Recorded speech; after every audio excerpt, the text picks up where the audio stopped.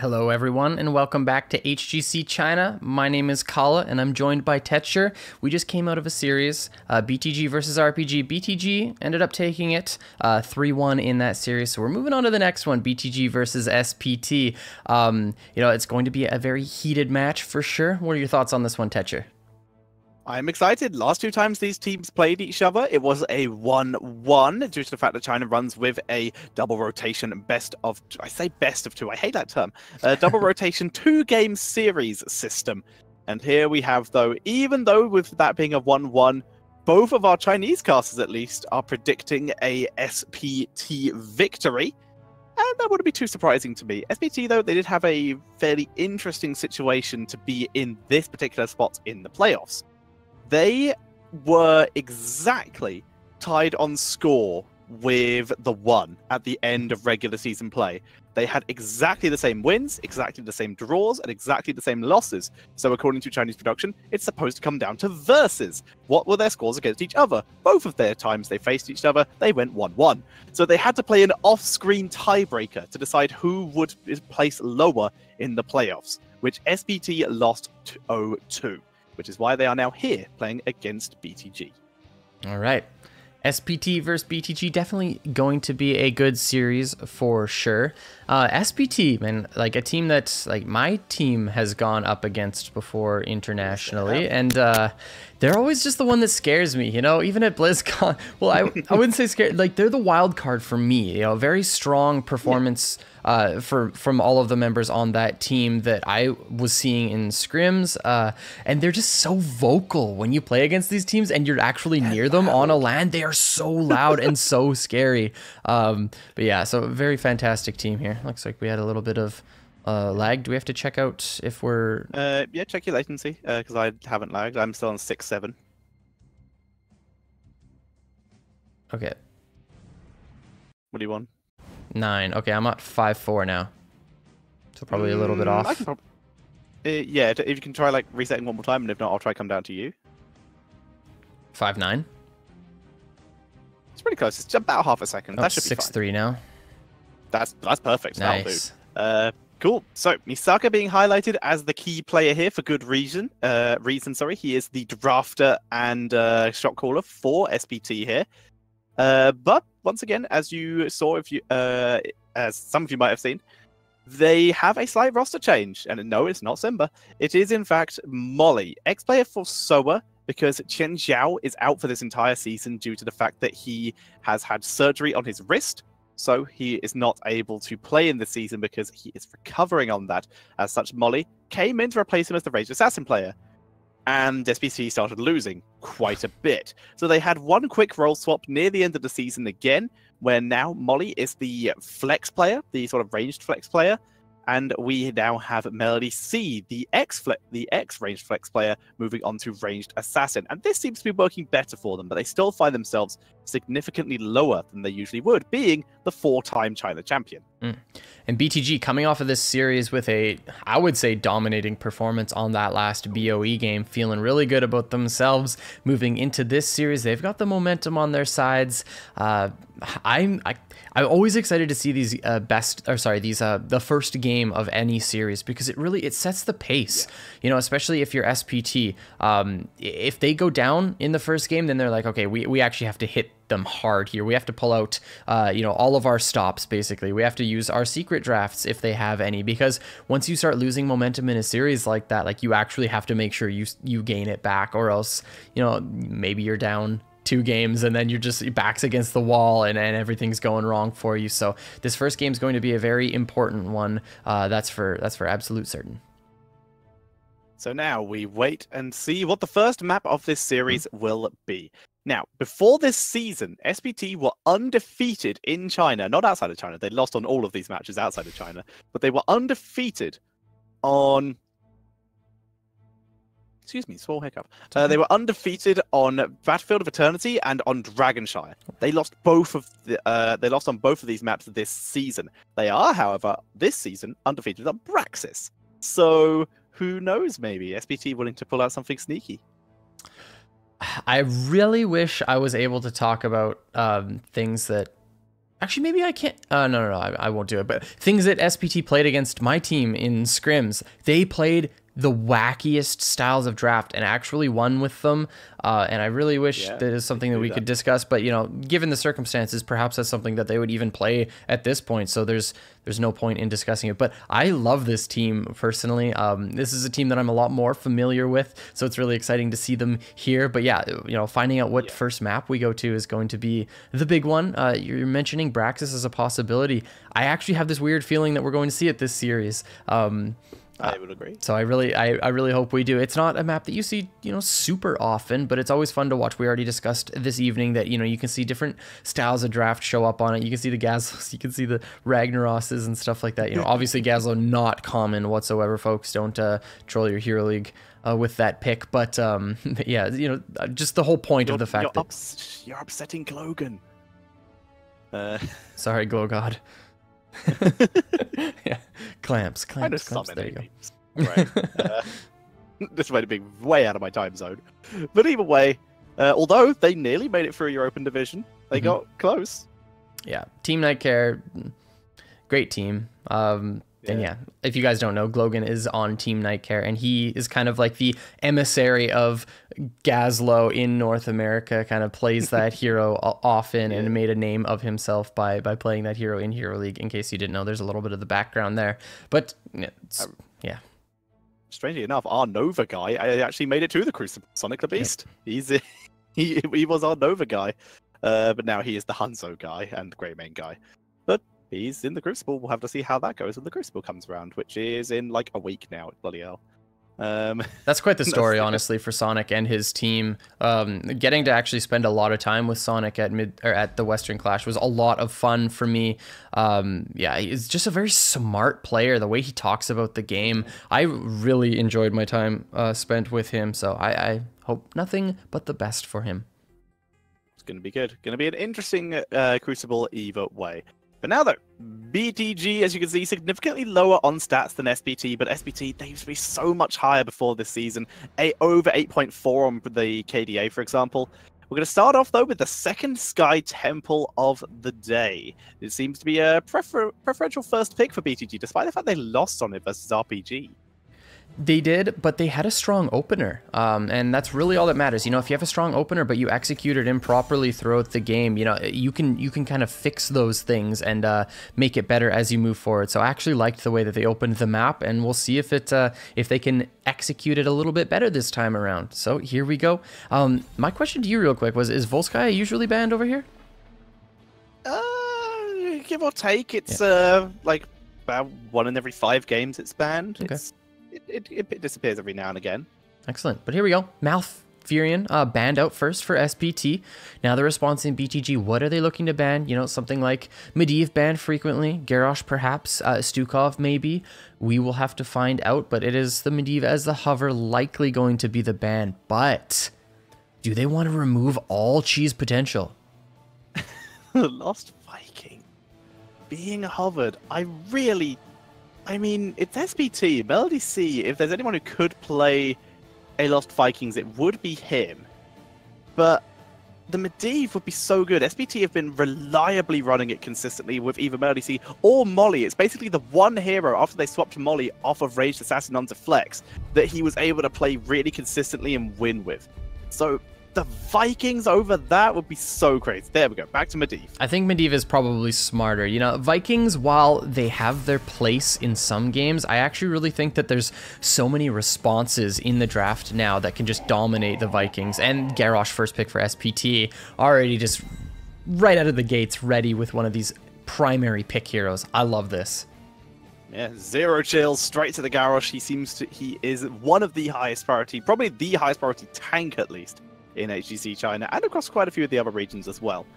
But this is Stukov, right? To this? We haven't seen much Tychus to deal with it. Stukov, I'd say so. Stukov's with something else. Probably. Hanzo also is a pretty good response into the Garrosh.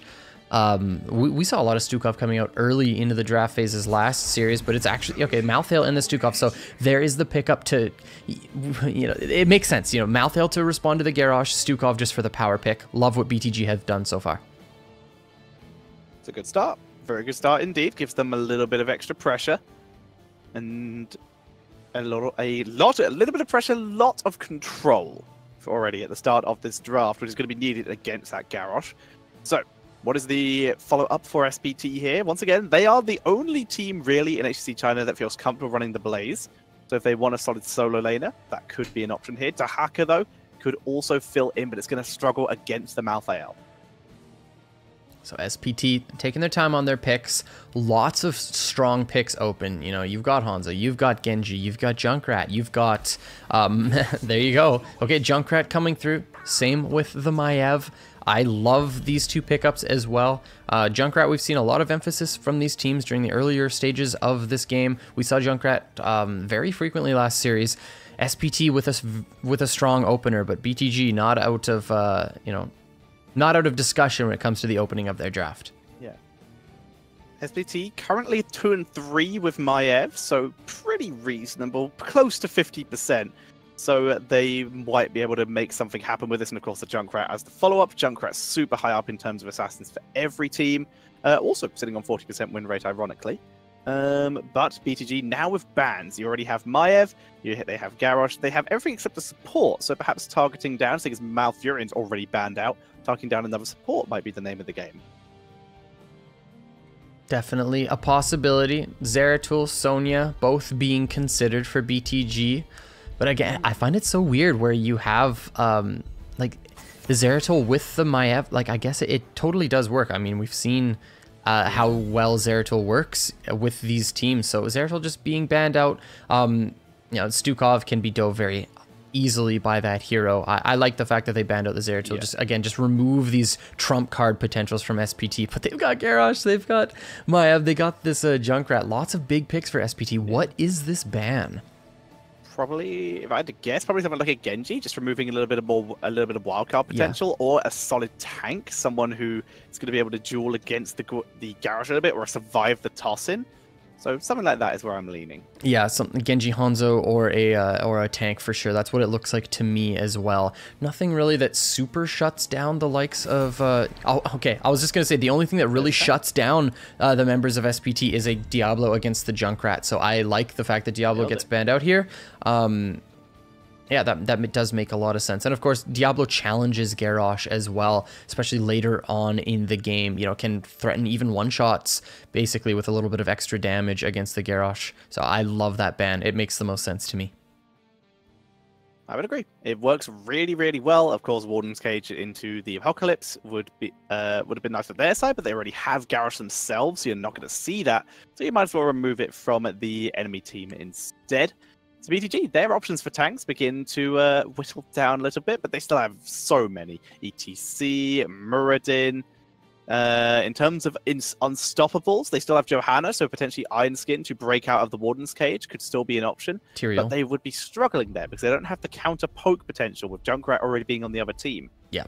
I agree. Lots of warriors open at this point for BTG. Likely, I would say that they pick up like a Hanzo or something as well. Yeah. But they go with the variant. So you've been mentioning this hero quite frequently so far. This is the first time we've seen it this evening. But the early power that this hero provides, getting that taunt now at level 4 instead, which is likely going to be the pickup, let's be completely honest. And then Tychus as well, to challenge that huge health pool that Garrosh brings to the table. I actually like these two pickups for BTG. And right now, there's not a huge amount of burst damage to block with a shield wall. In theory, they could actually go with a Juggernaut in a Juggernaut build with the Warbringer, just a full cooldown reduction percentage damage to deal with Garrosh even more. Yeah, lots of threat potential against this Garrosh. So BTG just willing to give that one up as the first pick, you know, not banning it, banning the Medivh instead, and just building around it, you know, challenging this Garrosh. And Stukov works well against Garrosh too. So I like that they're doing this, kind of like forcing the burden of execution onto SPT. But now, support needing to be picked up for SPT. It could be, what do we got here? We got Lucio, we got Uther, Rhaegar, yeah, so it's, Ariel. Greetings. What? Solo Ariel. We've seen a fair amount of Ariel. She's actually popped into most of the to Europe, especially several times now. But it's always been with a Kharazim, pretty much, and pretty much only on Battlefield.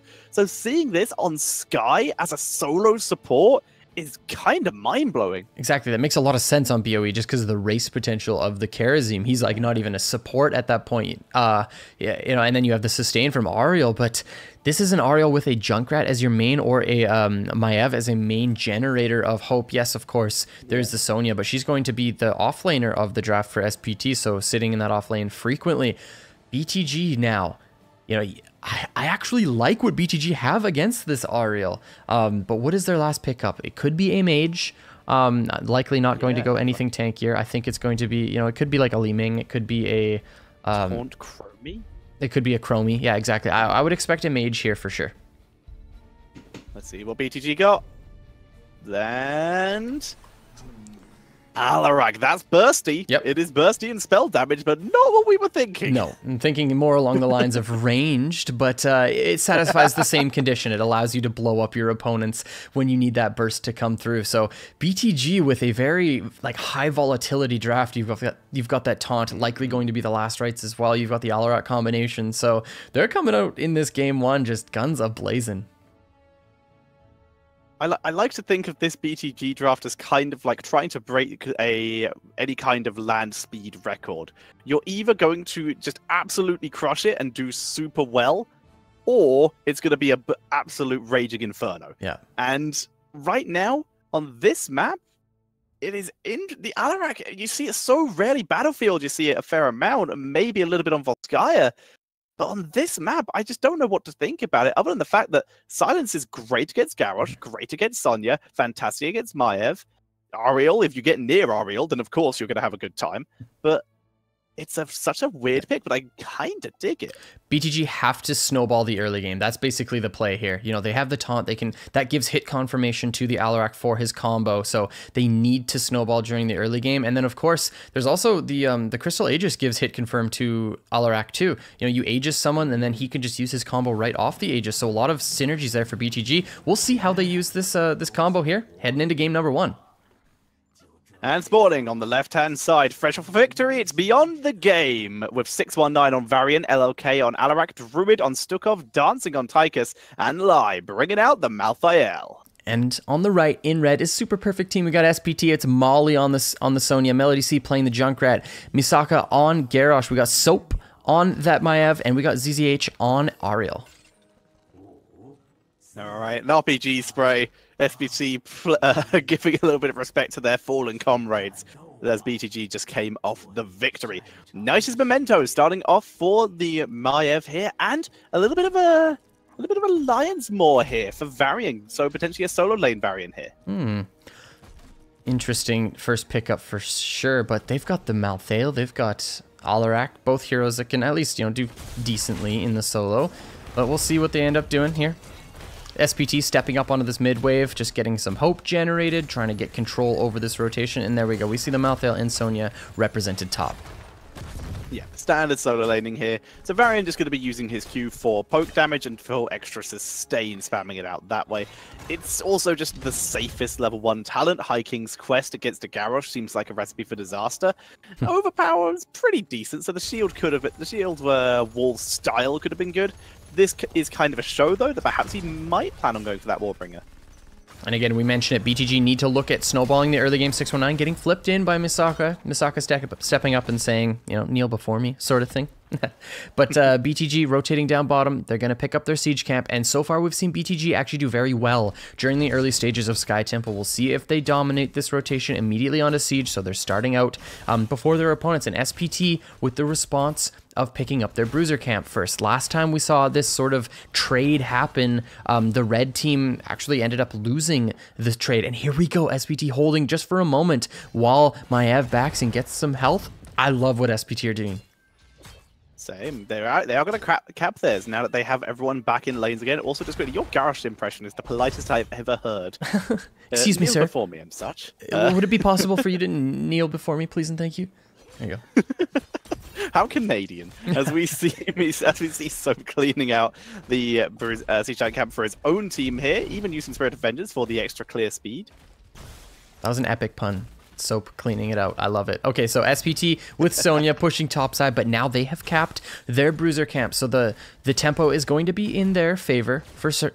Malthael is going to be able to clear this one out. Just huge clear potential from BTG. Siege camp picked up for SPT. So SPT actually have to rotate up top in order to clear this one out because, BTG are going to be able to get a lot done on this front wall. Level 4 is here too, so taunt is available. Exactly, and now we have BTG with the blow-up potential. They have the opportunity for forcing people up here. They now have the chance to grab someone with that taunt if anyone steps out of position. And with the silence, they have to if they really want to clear. You can see Sonya desperately wants to whirlwind this, but is stuck just autoing due to that silence of Stukov. Finally, it looks like this push is going to end. The top tower not even taking any damage, so there was no way they could have really stayed there. LLK also getting a little bit punished by Soap. Yeah, SPT actually responded to this early game of BTG very, very well. There goes the taunt on Misaka, but nothing further. Tyke is trying to get some damage in. The toss in onto 619, but able to walk away to safety. Misaka definitely taking more of the trade there, but you're against you have a resourceless support on your side. So as long as that Ariel can find the hope, she can heal up that the Garrosh, no problem. I see Molly from SPT starting on that top objective. Whereas BTG, very highly controlling of that bottom temple here to try and gain those shots. Now, generally, top is slightly more value in general due to the fact that it sets up for bruiser camps. But mid can be excellent as well due to the fact that it opens up, it's still opening up a lane. It makes rotations a lot harder, especially around that boss area. Yeah, here comes Varian topside too, looking for the taunt onto Sonya. Has to be very, very cautious. And here we go, Molly stepping up too far, and first blood going over to BTG with the excellent rotation top lane, taking advantage of that taunt. Interesting even seeing Molly on this hero, due to the fact that once again, he used to be a ranged carry. But due to the fact they went for double melee, Soap, who is the usual melee flex player, going on that Maiev, Molly is forced onto this Sonya. It's just cool to see him play it for starters, but already giving up the first blood to BTG. BTG, they've got about half level lead here. Bit of a structural advance for them too. And just looking at clearing out this mid wave, trying to take control of rotations now. They have that taunt, so they have to be very, very cautious. Soap going in a 1v3 scenario, but here comes the rest of SPT. Can they turn this one around?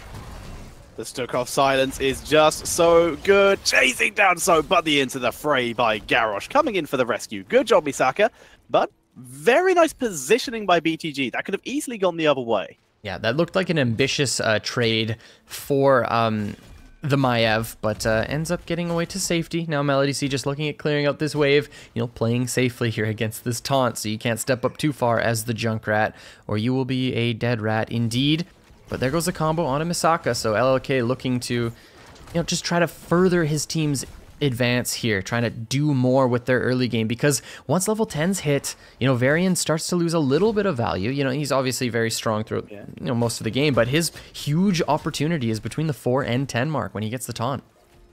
And speaking of LLK, we should talk about his build, Extended Lightning and the negatively charged here, going with that full Lightning, making it so he doesn't have to get too close to that Garrosh, putting himself in danger. Even Applied Force, which is the standard talent to be fair, the extra push, range, which allows you to set up combos a little bit easier.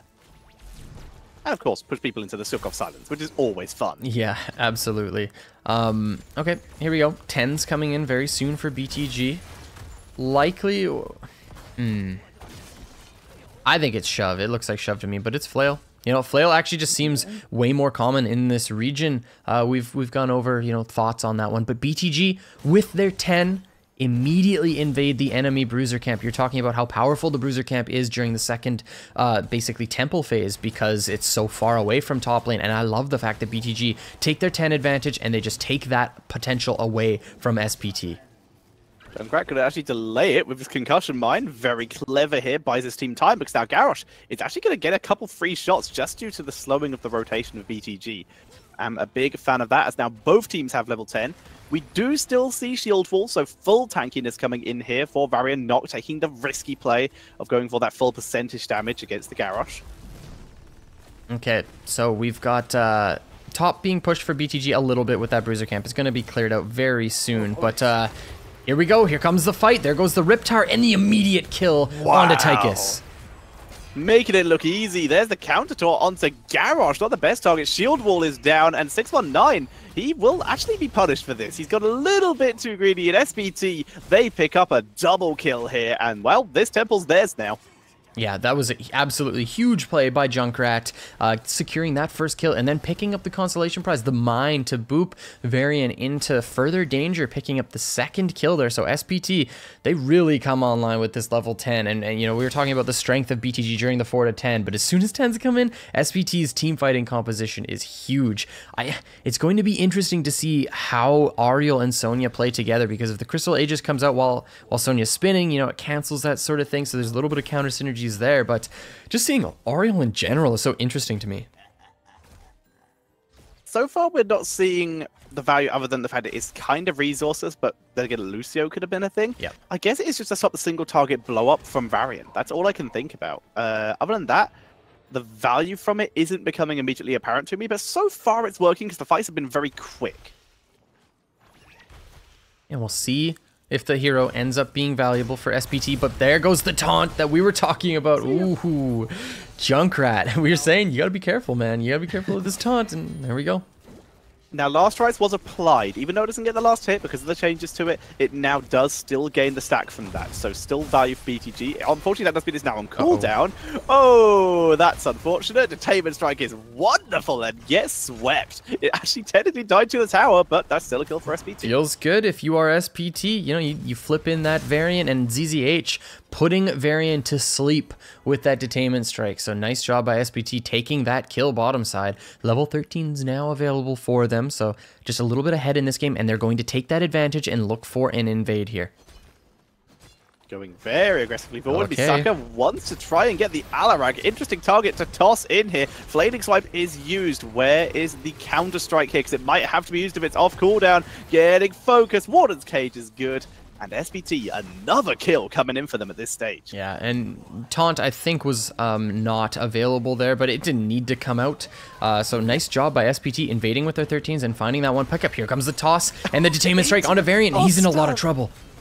He was thrown into the boss stun, but the Stukov silence could be saving Varian. The Aegis this time was super good. Double taunt. The boss has been abandoned, as it's all about this fight now. Last Rites gets whiffed. Soap putting his body over Misaka's to block that Last Rites, forcing the misclick. And SPT, they just end up backing up off of everything. Molly onto the bottom temple immediately, but BTG, they're not going to let SPT take everything here. They're rotating down, and yeah, there we go. Immediately off of the temple is SPT, so they're respecting their opponents because 13s have just come through for BTG. And let's be honest, BTG have not found a true team fight. You know, last fight that we saw bottom side, Tychus got immediately deleted before even the Odin got any value. So BTG, they want to try to find one of these team fights. They would love to, but right now SPT, they ain't having it. They back up. Junkrat rotates to top lane via Ripper Air, get there even faster, as they are able to, as SPT, clean out this middle temple, at least for the moment. Soap scouting with Spirit of Vengeance. Misaka just waiting, biding his time. Molly right now just gaining all the edges. He's the only one hitting something, so good choice for ZZH. I like Junkrat just immediately rotating up top with the Ripper Rare, just getting value out of that talent, clearing the wave, forcing Alarak to go top, and actually get the fort off of everything, obviously because the temple control, but still. Nice job by SPT picking up just additional pressure on the map. Ooh, two-person, and here comes a fight. Nice Odin to block the Umbral Bind, backing out. Riptide is pretty decent, not enough damage though, as we see Soap pulling back as he's getting focused down. The Flaming Swipe's good for at least a little bit of disengage. Misaka's dropped low, but he's tanking through. Shots taken into the fray to save Soap as the target moves on to Garrosh with nowhere to go. Gives his life for his allies, but with Sonya already down, the kill is acquired. Lightning not enough to kill Soap. BTG, they win that fight, but they lose the shots. Chinese team fights are actually so interesting to me. On the bottom side of that fight, we saw the 1v1 between Malthael and Sonya, and that's all it was. You know, they could have been in the team fight together, but they just challenged each other. They're like, no, this is our solo lane matchup. we are fighting, and that's all it was, you know. And they actually ended up trading 1-for-1 almost identically, so very interesting fight there. But BTG, they find their way into this game. Yes, 16 here for SPT, but BTG immediately onto this boss. They want to pick this up. Yes, it can get some keep wall damage bottom side, and BTG, they're going to be able to pick up all of this soak across the map and be very well in this game. Yes, SPT are ahead structurally, but BTG are feeling fantastic off of that engagement. They absolutely should be. They did that really, really well here. By the way, Varian did still go for Juggernaut, despite not going for the Warbringer here. So just little bits of it, of percentage burst damage as opposed to consistent spamming of it. Still with the extra safety as well. Now SPT just all in onto the boss, just burn that down. We're seeing as there's no one pushing with it. There's nothing else on the map really value gaining. Mid fort's going to die eventually because it's made of paper mache at this point. So they're happy to just let that one go. Yeah, BTG, they recognize that all members of SPT are bottom side, so they push in. Oh man, look at mid. They push in mid, they don't quite get it. And LLK actually stepping up, trying to get it, but hey, you've got to be careful because those are such like baiting structures, you know. And SPT, they're all positioned for it. Yes, Sonya is showing bottom, but so is Malthael top, so they would get an honest 4v4 there. There we go.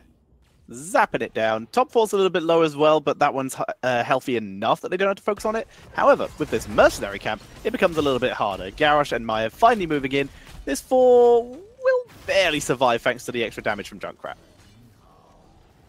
BTG, they got their 16s now. They're invading enemy siege camp, so that's going to be pushing bottom the entire time. Now, where do they go at this point? SPT, they're rotating down their Junkrat with that Ripper Air to clear out the siege camp, but SPT have to be cautious about stepping too far forward because then you're willingly stepping into a numbers disadvantage fight. And here we go. Immediate rotation out. Smart play by SPT, likely clearing mid and then going to sit on this bottom temple. But BTG, that means they have all of top lane completely free, and they step up and start getting structure damage. Yeah, they're doing well. BTG starting to assert their dominance in this map and putting the pressure onto multiple lanes with top lane already opened up. Once again, it's the Bruiser lane, so that is a huge deal. Bot lane and top lane on this map, definitely the go-tos. Bruiser lane / Siege Giant and Boss lane, which is quite fun. But let's see, BTG, they already are taking shots here, but they still move down for the XP in mid lane, or perhaps just for timing the Bruiser. Siege Giant, sorry. This is a very even game. Like, very even. SPT control over this bottom temple. Malthael is top-ish for BTG. But yeah, SPT are allowed to step up on this one. But here comes Malthael. So likely we're going to see a fight breaking out pretty soon. We have to watch for these 2 taunts from these warriors looking at the engagements. Yeah, he's Malthael ditching the last couple shots in exchange for this team fight. Despite the big on even levels, the aggression is huge. Wow, that silence though. Riptire comes in, gets crazy value. The LLK was able to drop it with a counter-strike though, gets a good damage himself, finally getting taken out with Molly in the backline, doing huge damage. Lai goes down, it's a 4 versus 3. Varian, focus, no more shield walls available. Dancing and Druid pulling back an SPT. Punishing the insolence of BTG, thinking they can come down and fight them on even levels. What silliness is this? ZZH finding a fantastic, right there, the Crystal Aegis just to stop everything from coming through, the damage. Masaka then getting healed, stays alive the entire time. Look at the last rise. Yes, it picks up, but LHY had to step in so far in order to get that and ends up trading the kill there, so not worth it is the trade, and BTG end up losing that one, and they go down a keep because of it, so SPT just dominating that team fight. Final shots from top lane though were taken. Druid was able to sneak up there and gain the shots, and as such did actually do a little bit of damage to top keep of SPT, but it's damage on a keep versus a keep. Yeah. One of them is a little bit more valued than the other, and as such SPT gonna hit their level 20 in rapid succession. And any time on Sky Temple that you actually get to step up as heroes and take structures, you put yourself into such a huge advantage because the main objective of the map just targets structures. So the further you get to be ahead, just like raw damage onto structures, you can end up trading those temples and just come out so far ahead of your opponents. So yeah, SPT, they gained so much off of that trade. Yes, now they are level 20, and their opponent's not quite there yet, holding on to this top bruiser camp, but likely we would see SPT invade something at this point, but there's nothing really on the map. Titanic might for the Garrosh here. That double throw, everyone in the Warden's Cage, please. And the Shield of Hope for Ariel. For starters, it's the go-to talent. It's just super good. But second, it stacks super well with Garrosh. All shields on Garrosh gain extra value thanks to his armor. And for third, well, the other options are Fly or the extra armor coming out of Aegis, which that one's not so bad. Boss spawning 5 seconds here. 20s available for SPT. Do BTG just give this one up? This is going to go bot lane completely. SPT, they cap their bruisers, and BTG not willing to fight into this 20 advantage of SPT. And I think this is wise, but this is so huge for SPT. It's going to be pushing bottom lane. BTG have to, exactly, and BTG have to represent members bottom in order to de-push this boss. And that means that they get the objective for free at this point. So huge plays from SPT. Well, don't even need to do the objective. They're going to push with this. They're going in. Starters, they already have Siege Giants down here. They have Catapults down here. This could be a death push. For second, they took a Bruiser camp up in top lane. Maiev was able to grab that. So even if they don't end the game with this, the value they will get on top keep is going to be insane and well worth this push. Yep, Odin coming out early, and at that point, SPT have to be cautious. This is big red button, folks. Look at this siege potential of this hero already. Everything aside from the boss being de-pushed by dancing, and SPT, they're not sure what they want to do here. Now they start stepping in. Here comes the Riptide. Moving in, flailing swipe for the turnaround. A great blower, but not enough for a kill. Garrosh getting focused down. Shield of Hope not landing on him. That's kind of bad news. The Aegis, though, keeps him alive. Misaka getting stuck in, but gets taken out by the last rites. And Tychus in the backline was able to kill off the Ariel. It's almost a full team wipe here. Junkrat's just sieging him from the back. Molly is going to go down. The boss falls 50% on the core as we see Junkrat fleeing for his life here. He is the last surviving member, but he's crazy disruption. He will prevent a counter end game scenario, and like we said, great value from this Bruiser camp on top keep. It might even get the kill. Go minions, oh, it does. Yep, it absolutely does. So even though SPT, oh man, this is just a huge moment for SPT. Even though they didn't end the game there, and they certainly had the tools to do so, I actually think that they misplayed that rush a little bit.